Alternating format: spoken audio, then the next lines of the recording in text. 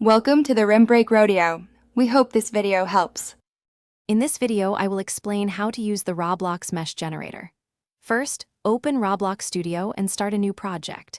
You'll want to begin by inserting a basic part from the Home Ribbons Part tab. Once you have your part, select it and head over to the Model tab. Here, you'll find the Mesh Part option. Click this to convert your standard part into a mesh part, which is essential for accessing the mesh generation tools. This sets the foundation for creating custom three-dimensional objects. Now that you have a mesh part, let's generate something. In the Properties window, find the Mesh ID property. You can click the folder icon to import an existing mesh file, perhaps an FBX or OBJ. Or, for a quick start, use the Generate button right there in the mesh part properties. This allows for procedural generation.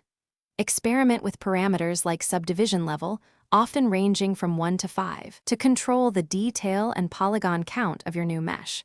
It's a powerful way to create unique shapes. Once your mesh is generated, it's time to make it truly yours. Head to the Model tab and open the Mesh Editor tool. This powerful editor lets you select and manipulate individual vertices, edges, or faces, giving you precise control over the shape.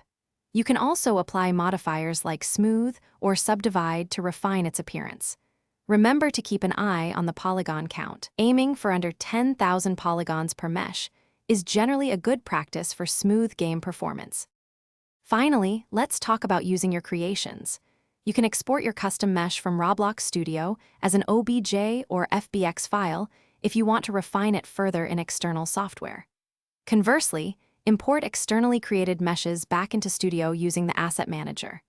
Once imported, apply materials and textures through the Properties window to give it a polished look.